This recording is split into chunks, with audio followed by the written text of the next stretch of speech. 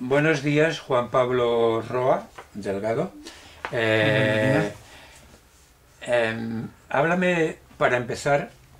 Bueno, en primer lugar, muchas gracias por tu amabilidad, por aceptar esta conversación que girará en torno fundamentalmente a la librería, a la editorial y también a tu obra y un poco tu trayectoria vital. Empecemos por la librería, si te parece. Sí, claro. Dime cómo se llama, dónde está ubicada, qué especialización tenéis, qué objetivos. Bueno, pues la librería se llama como... Nosotros empezamos siendo una revista de poesía y siempre nos hemos llamado Animal Sospechoso. Sí. Empezamos Tú la inicias con Roberto Raffetto. con Roberta Raffetto, sí, es mi compañera. Sí. Muy bien. ¿En qué año aproximadamente? La revista fue en el 2002. 2002, vale. Y la revista terminó de existir en el 2010 y ya en el 2013 empezamos como editorial. Bien, esta revista, para incidir un poco, dura 8 años, me parece que... Sí. 8 años. ¿Y qué hacíais? ¿Qué cantidad de...? Era una revista anual. Era una Anual, anuario, sí. pero como todas las revistas de poesía, pues de 8 años salieron 4. Sí, discúlpame, si quieres te puedes quitar la máscara. Es que no. Yo ya la... Vale. Sí. Dime. Pues la revista se llamaba Animal Sospechoso y duró 8 años. Hicimos 4 números en 8 años. Y era una revista que jugaba con los elementos del mar para hablar de las dos orillas de la lengua castellana. Sí, España y América Latina. sí, Entonces siempre era como imaginarse entrar a un bar donde estaba la gente que sabía de poesía. Entonces en una mesa estaban las novedades, se hablaba un poco de reseñas, se hablaba de libros. sí. Había una sección que se llamaba De La Habana viene un buque cargado de, en referencia a este juego infantil, donde había pequeñas antologías de 2 poetas americanos y 2 poetas españoles. Bien, Y había todo lo que gira alrededor de la poesía, entrevistas. sí. Tú eres nacido en Colombia. Yo nací en Colombia en 1967. 67, sí. Entonces en esta revista aparecen poetas centro y sudamericanos solamente o también españoles. O sea, No, siempre es la mitad, digamos, la cuota era mitad españoles y mitad americanos. sí. Y los poetas españoles que publicasteis los conocíais personalmente, vivían en América, estaban aquí en España. Buscábamos sus direcciones porque era gente que nos interesaba, que nos gustaba, entre algunos habíamos leído. Y entonces de algunos hacíamos dosieres o de otros, pero simplemente como dar una especie de actualidad, aunque poesía, la actualidad no es tan importante, Sí. pero eran los poetas del momento que nos interesaban. Sí. Entonces hacer pequeñas antologías y buscar su dirección. O sea, ¿Recuerdas conocíamos su obra, no su... Los conocimos a través de la revista, mejor dicho. Sí. ¿Recuerdas algunos de estos poetas publicados? Mira, estaba Jordi Doce, Olvido García Valdés, María Auxiliadora Álvarez, que es venezolana, bueno, Andrés Sánchez Robaina, Nicanor Vélez, montones. Sí. Tú viajas por Portugal e Italia entre el 1993 y 97, ¿es posible? Yo me fui de Colombia en el 93, estuve un año en Portugal. Sí. En Portugal estuve un año, en Lisboa, y allí conocí a mi compañera italiana, que Sí. seguimos juntos, y nos casamos y nos estuvimos en Colombia 3 años y luego en Italia 3 años. Sí. Y de allí nos vinimos para acá. Ella es Roberta Raffetto. Sí. Muy bien. Y venís aquí a Barcelona. En el 2000. En 2000. ¿Y entonces qué hacéis? ¿Abréis esta librería inmediatamente? ¿O? No, la librería la abrimos hace 5 años. En realidad la librería es el final de un proceso que inició con la revista en 2002. Abrió como editorial en el 2011 o 2012 y en el 2017 abrió como librería. Vale. Entonces hay la editorial y la librería. 2015 abrió la librería. En 2015 la librería y anteriormente hay la editorial. Sí. Entonces el nombre de la editorial y la librería es el mismo. Es el mismo, es una cita de Nicanor Vélez, hablando a propósito de la obra de José Ángel Valente, donde hay un punto donde afirma Nicanor que para José Ángel Valente la poesía es como un animal sospechoso al que la ideología le tiene miedo porque no sabe hacia dónde va, qué quiere. Claro. Siempre está la resistencia de la poesía frente al poder o frente a la palabra cristalizada o la realidad cristalizada. Sí, porque la poesía como forma artística, digamos, es un sistema abierto, no es tan cerrado como puede ser, y lógico como la ciencia, por ejemplo. Claro. Entonces, aunque, por ejemplo, si en política alguien habla de democracia, sí, más o menos sabemos de qué habla, aunque no tenga nada que ver con la democracia. sí. Pero si le dice un poeta, seguramente te está tomando el pelo, o su palabra es una palabra ambigua, Sí. porque es una palabra acechante, no Sí. está terminada de hacer, es una especie de ciencia de las emociones. Entonces, Sí. piensa a través de las emociones, y entonces las palabras adquieren un espectro mucho más amplio. Sí, puede haber un trasfondo demagógico o una mica sofista, ¿no? Por eso es que no funciona utilización. la poesía política, la poesía de consignas no funciona, porque Claro. tiene muy corta vida. Sí, esto es como el arte panfletario, digamos, el Sí, arte digamos, plástico, ¿no? Tiene es una utilización de la política del arte, ¿no? Una instrumentalización Con- del arte, claro.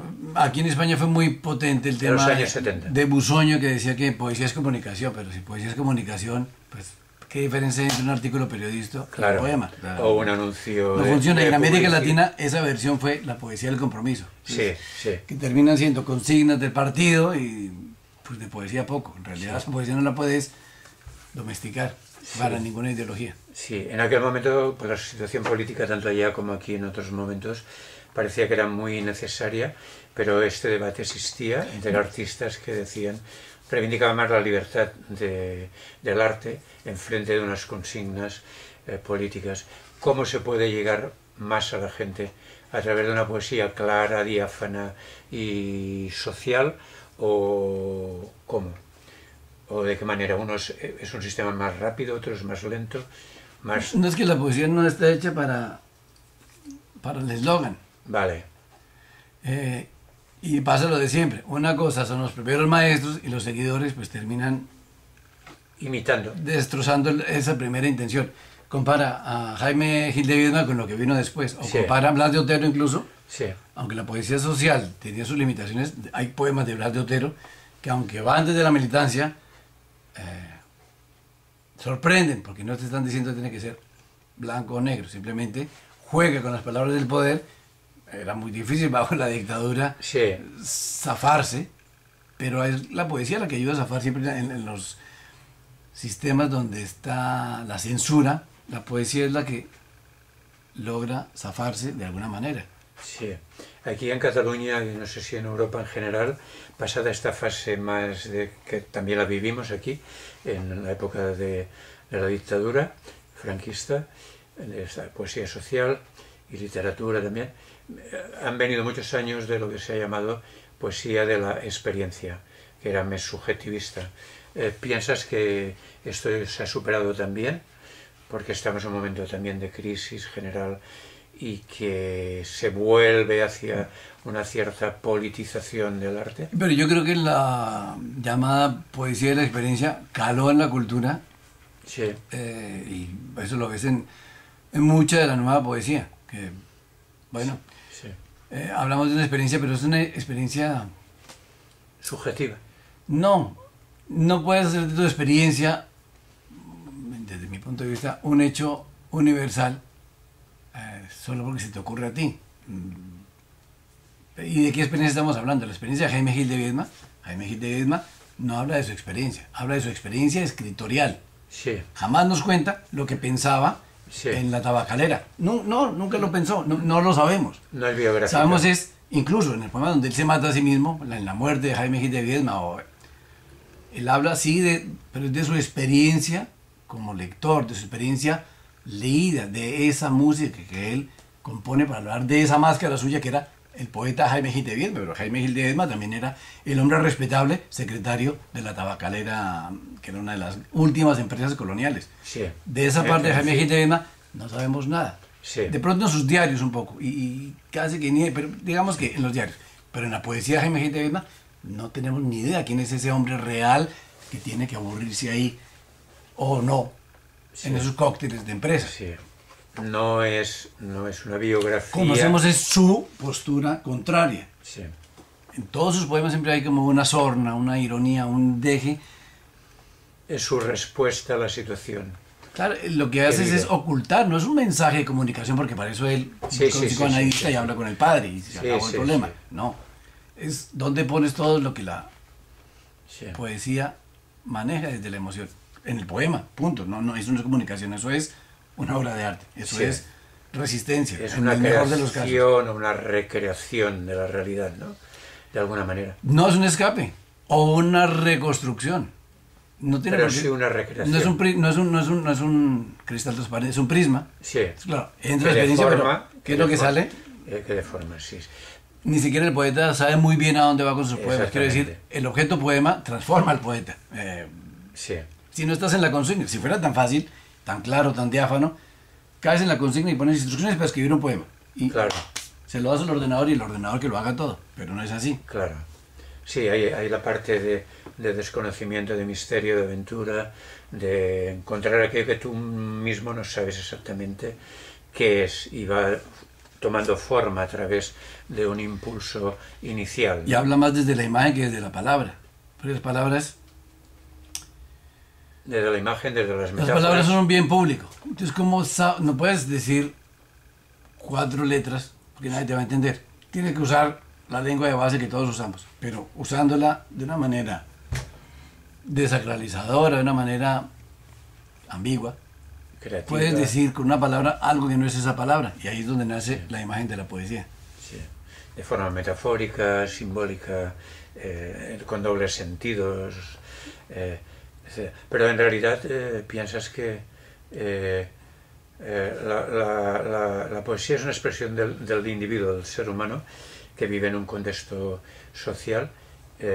Cuando se crea esa poesía, cuando ese individuo tiene la necesidad de expresarse, en ese momento trasciende la realidad, lo que tú dices, lo del prisma, ¿no? O sea, y es una aventura, ¿no? Que se inicia a partir de una necesidad interna. ¿Tú crees que hay dos tipos de poetas? Unos que podrían ser muy intuitivos, inestables, que trabajan cuando le viene la musa esta de la inspiración, y hay otros que son muy laboriosos, metódicos y que trabajan. Yo creo, sí, pero es una distinción que, en mi opinión, a la larga no sirve de mucho, porque no la puedes domesticar. Vale. Hay Valerio Magrelli, este poeta italiano, Valerio Magrelli, tiene una forma muy bella de decirlo, y es que para él, aunque no siempre estás escribiendo poesía, porque no puedes siempre estar escribiendo poesía, a veces hay silencio, la poesía también es estar de brazos cruzados, pero el poeta está alerta. Puede que no escriba poemas todo el tiempo, pero está alerta a esta imagen, a esta palabra, y algún verso escribe. Aunque esté en época seca, siempre tiene que ser como una antena en un radio. Sí. Disponible a que suceda el poema. Si no sucede, no, es porque no sucede, pero puede suceder el poema. Sí. Entonces, disciplina o no disciplina, nunca puedes forzar la poesía. No puedes, hoy vamos a escribir, lo puedes hacer, pero el resultado es... metódica y mecánica, no... Digamos, no es la carrera de fondo del prosista. Que hoy me escribo 3 capítulos, hoy un capítulo, hoy un párrafo y todos los días un párrafo. Sí. La poesía es más... Puedes hacerlo, pero no te va a decir nada del poema. Ese animal no se va a despertar hasta cuando no se le da la gana. ¿Y tú cómo actúas, cómo te sientes dentro de este proceso creativo? ¿Qué métodos, cómo lo vives esto? ¿Qué metodología tienes? Ninguna. A ver, ninguna.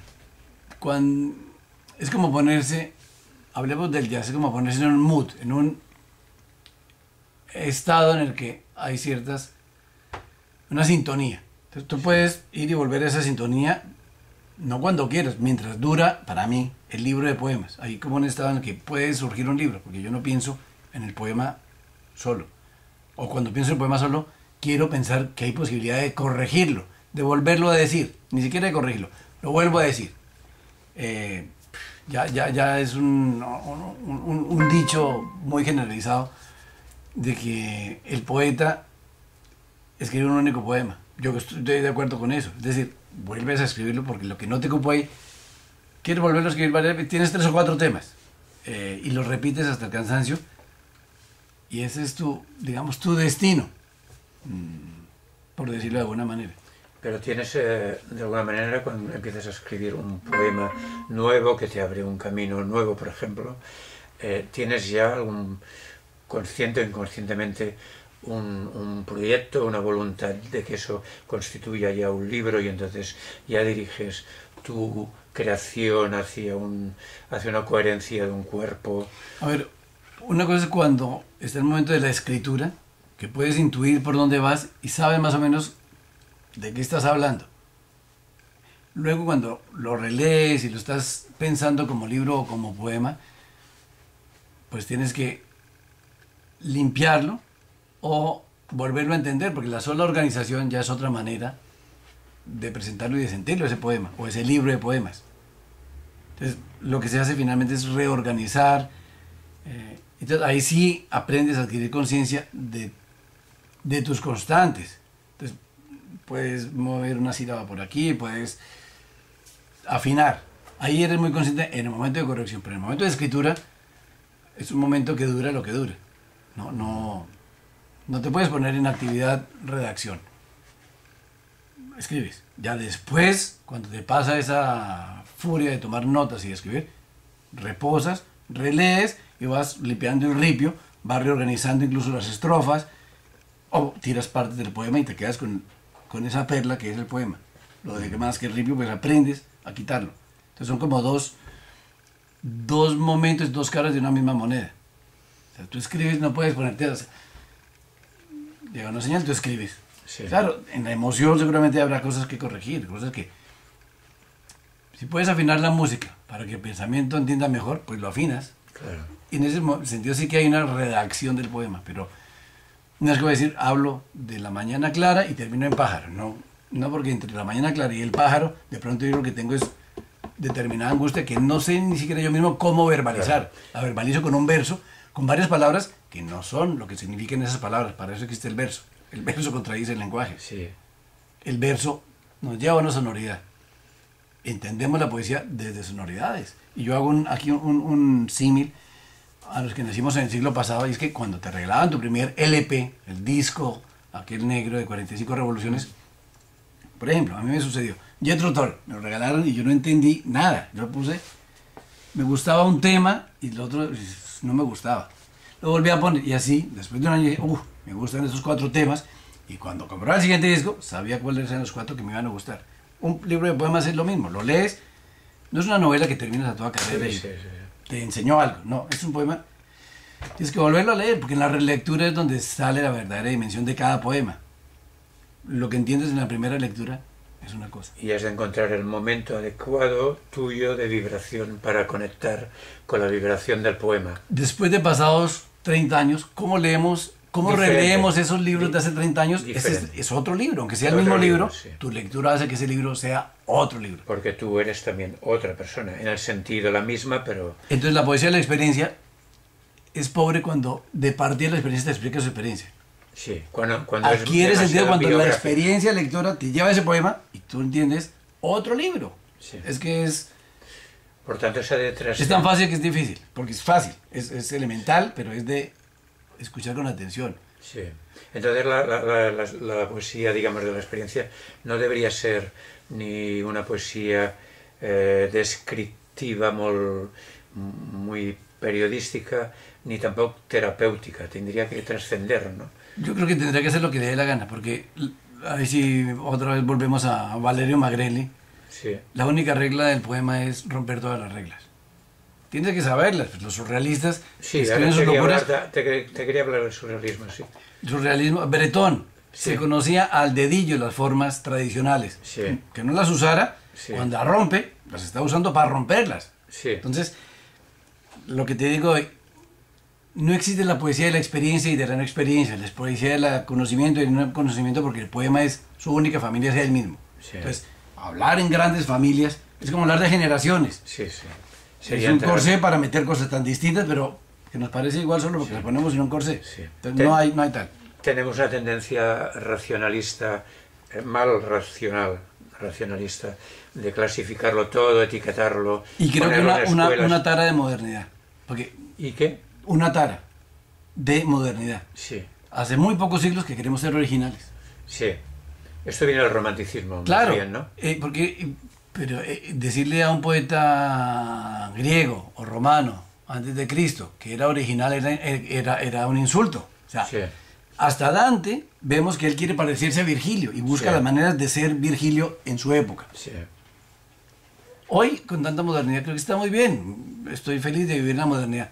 Pero no nos creamos tanto que somos el hijo de nadie. No somos tan originales Eso como del creemos, self-made ¿no? man es un invento para las pelis de Hollywood, de los actores muy guapos, pero en la realidad no funciona así.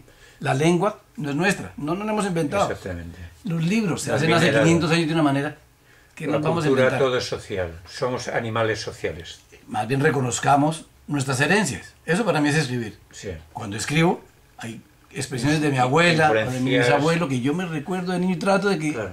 eso sea mi lengua. Por supuesto no voy a hablar así en la vida cotidiana porque no me comunicaría. Claro. De poemas que he querido robarme, porque muchas veces tú lees un poema y es tan espectacular la sensación al leerlo que tú dices, este poeta me robó. Entonces en venganza tú te robas ese poema. Sí. No tan literal, pero Hay las esa expresión dices, apropiaciones. algún día yo tengo que escribir una cosa así, como esto que me sorprendió. Aunque no copies directamente, eso va creando un pozo, y ese pozo es nuestra supuesta originalidad. Entonces reconoce el pozo para ver a quién copias, Sí, qué es lo que quieres que tu lengua sea. sí. Y ahí reconoces una originalidad, justamente en lo contrario, en de dónde vengo. No es que yo soy de ninguna parte, no. Sí. Venimos de una tradición, venimos de una manera de entender la vida, la lengua. Sí.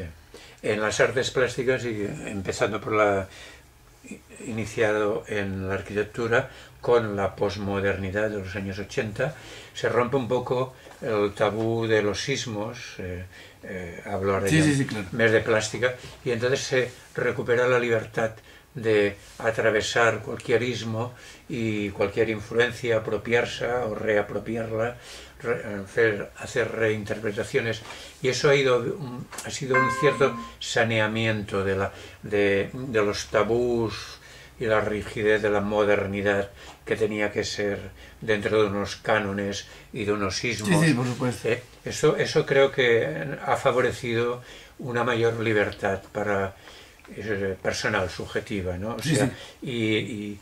y el traslado de unos estilos a otros y de una época a otra no sería tan inconveniente en este momento, ¿no? No, solo que, a ver, como todas las revoluciones, Claro, es que eso fue una revolución el también. disfraz de la revolución dura mientras dura la revolución. Cuando se acaba la revolución, es mejor buscarse otro traje. Vale. Es simplemente eso, no es que...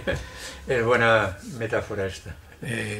Jamás se nos ocurriría replantear un feminismo como el de los años 80, pues porque los enemigos son otros, el mismo pensamiento ha encontrado otros modos de hacer y decir. Sí. El mundo es otro. Ujú. Entonces, no hay una verdad que nos sirva todos los siglos o todas las décadas. Cambia. Esa es la verdadera libertad, Sí, saber cambiar a tiempo. sí.